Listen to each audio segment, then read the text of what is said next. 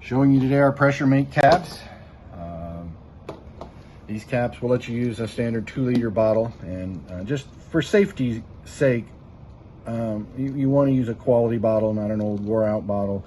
I'm even using the cheapest brand there is, the Kroger brand. Heck, you couldn't even put the label on straight.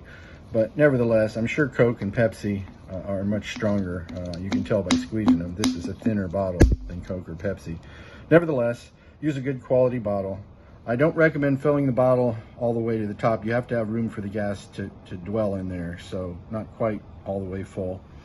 Then it's just going to screw on the top, and you want to make sure it gets real tight. If you have the little ring around the base of the neck from the old cap, snip it off with clippers. That way it doesn't get in your way.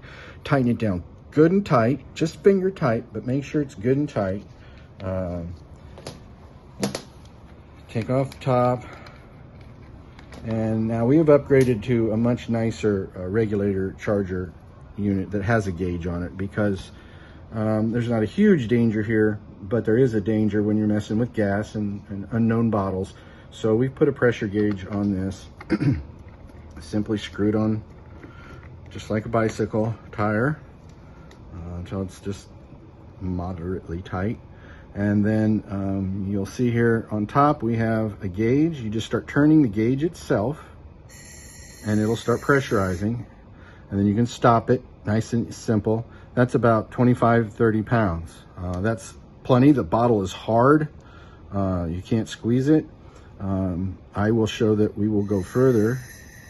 Now we're at 50 pounds, and boy, it is like a bomb. It's a rock. Standard Coke bottles are supposed to handle well over 75 pounds and won't burst until 150-ish. So we're still very safe there. The cap is an integral part that can't really blow apart. There's bigger parts on the inside, and it's just a well-made deal. Now that the bottle is charged, we want to take this off, and we might need to do this to several bottles. All we're going to do is make sure that the gas gauge is tight all the way to clockwise, and then just screw this off again, just like your bicycle. All right, and the gauge drops to 0. Now we're charged. Everything about this is, putting CO2 into your brew and keeping it charged.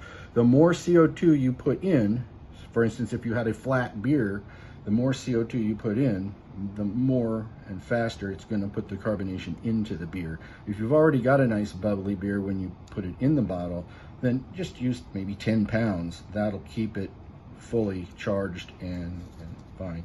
Now, when it comes time to open these, you just want to do it slow. I mean, we got 50 pounds in there. And, of course, avoid it being right under your eye or something. And as you can see, it's pretty charged. It's making gas. And now you're ready to pour and enjoy your beer. Thank you very much for your support.